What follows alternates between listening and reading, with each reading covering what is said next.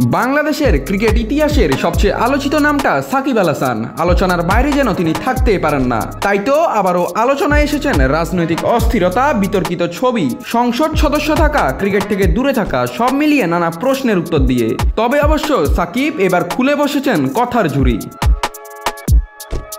2024 সালের জুলাই আগস্টে যখন দেশ জুড়ে চলছিল বৈষম্য বিরোধী আন্দোলন, তখন সাকিবকে দেখা গিয়েছিল কানাডায় সাফারি পার্কে ঘুরতে, এবং সে ঘোরার ছবি সোশ্যাল মিডিয়ায় পোস্ট করেছিলেন তার সহধর্মিণী শিশির। আর সেই ছবি ঘিরেই তৈরি হয় তীব্র বিতর্ক। প্রশ্ন উঠে, এমন উত্তাল সময়ে সাকিব কেন নীরব, এবং এত হত্যার বিনিময়ে কি তিনি ছবি দিলেন নিজ বাচ্চাকে নিয়ে আনন্দ করার? এ বিষয়ে সাকিব বলেন, ছবিটি আমি পোস্ট করিনি, তবে দায় নিচ্ছি। এটা ছিল পারিবারিক ভ্রমণ। তখন আমি কানাডায় ছিলাম আর মনোযোগ সবসময় ক্রিকেটে ছিল। আমাকে কখনো রাজনীতিতে জড়াতে বলা হয়নি, বলা হয়েছিল শুধু ক্রিকেট খেলো।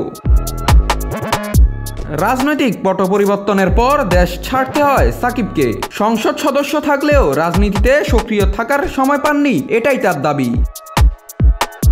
সাকিব সর্বশেষ খেলেন 2024 সালের সেপ্টেম্বরে কানপুর টেস্টে। এরপর দক্ষিণ আফ্রিকার বিপক্ষে মিরপুরে শেষ টেস্ট খেলার ইচ্ছে থাকলেও তা পূরণ হয়নি। চ্যাম্পিয়ন্স ট্রফিও খেলতে পারেননি। তবে সাকিব জানান, তিনি এখনও দেশের হয়ে খেলার স্বপ্ন দেখেন এবং অবসর নিতে চান বাংলাদেশের জার্সি গায়ে। বিসিবি এবং সরকারের শীর্ষ পর্যায়ের প্রায় সবার সাথে যোগাযোগও করেছেন তিনি।